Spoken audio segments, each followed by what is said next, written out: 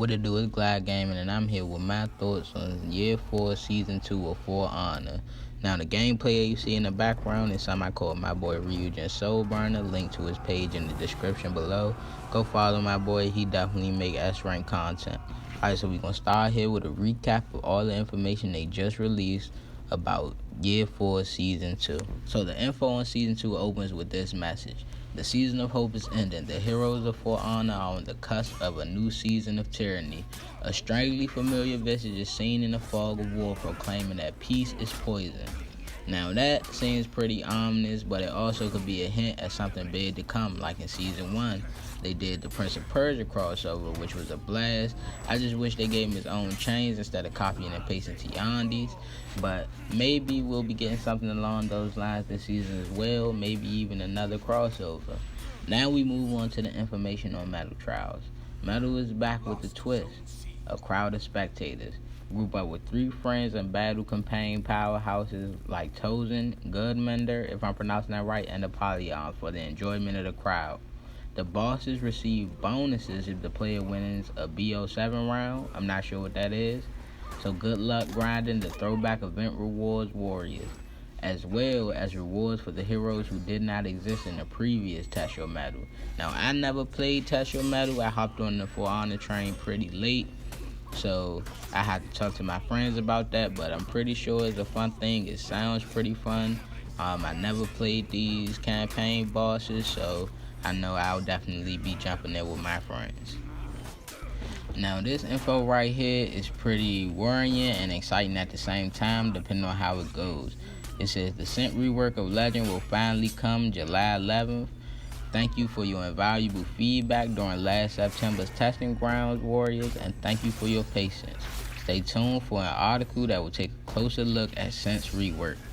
Now, the reason that this is worrying is because if they buff Scent any more than he already is, I'm in trouble, especially as a PK main. So I really hope they balance him out in a way that pleases us that hate his moves, as well as the Scent mains who love his moves. We hate for the Scent mains to get the short end of the stick because we're complaining about his moves. Now, if you play For Honor, you wouldn't be watching this video. If you didn't really, you know that Scent is pretty annoying in the fight, especially with all his flashbang moves and his knockdowns. Like his chains are pretty OP. So I hope they just balanced him out a little better to make the experience more enjoyable and not bad for anybody. Alright, now on to the next bit of information. Now, this is something that we've been excited for, waiting to hear for a while, and this info on a new hero. It says the new hero will make their presence known on August 6th. That's not much to go off. We don't know what class it is or faction it will be a part of, but it's still pretty exciting to know it's coming soon. My boy Ryujin been waiting for an Egyptian-based class for the longest. I doubt it's that, but Ubisoft, if you listening, take a note of that. That'll be pretty cool. But I'm pretty sure it's going to be a cool hero. Last hero they dropped was Zanu of the Wulin faction. He's gotten pretty popular over the time since he's been released. His moves are pretty decent. I never used him, but he's a hybrid class, so a lot of people gravitated towards him because of the versatility of the hybrid class. So if we're going off that, I speculate this next hero will also be a Wulin, maybe a heavy class, but that's just my speculation. No matter what, I'm sure the community will love it, unless it's a cheesy super armor spam character, looking at you Hitokiri main, shame on you niggas. Alright, so now we're on to the core combat update. It says the changes they tried in the last testing grounds, now called the core combat update, will also go live on August 6th.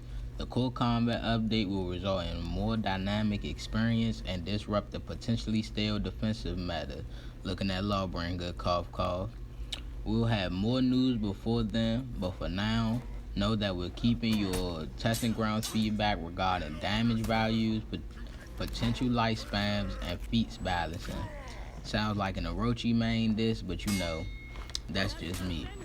Anyway, this can be a controversial change to For Honor, especially for those day one players who feel like their fates have already been tampered with enough, and those who just like the combat as is already, because it seems like they're reworking the whole combat system.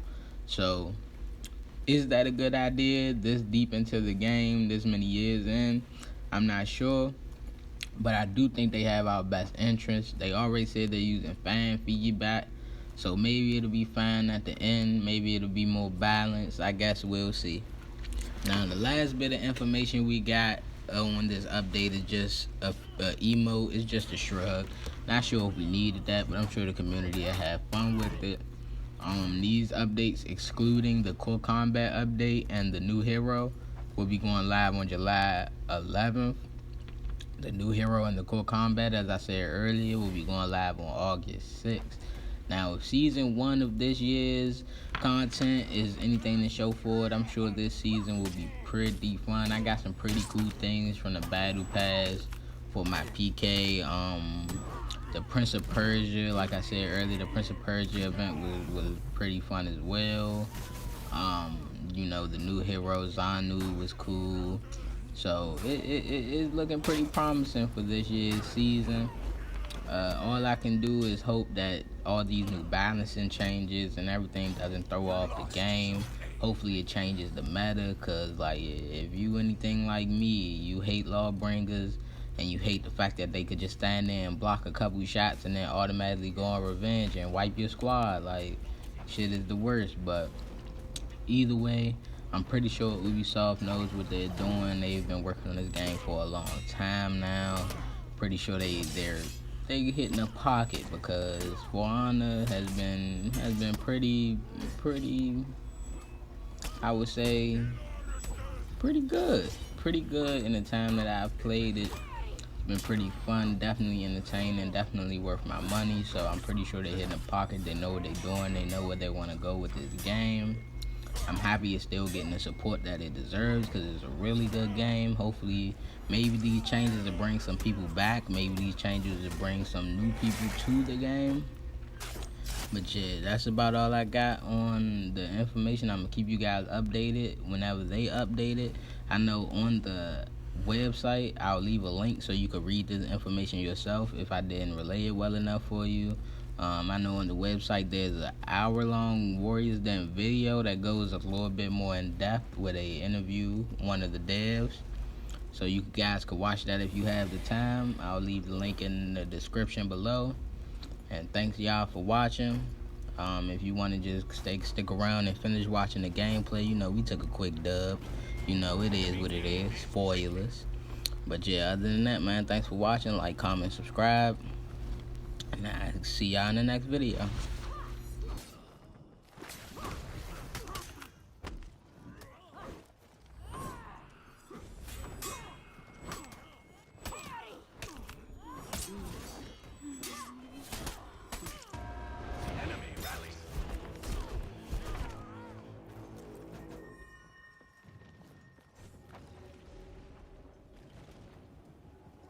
Gratitude is required. Thank you.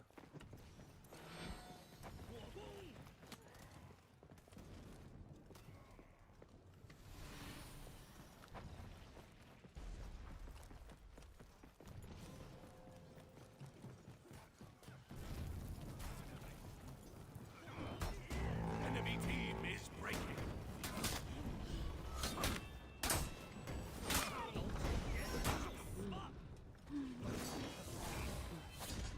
You captured Zone A.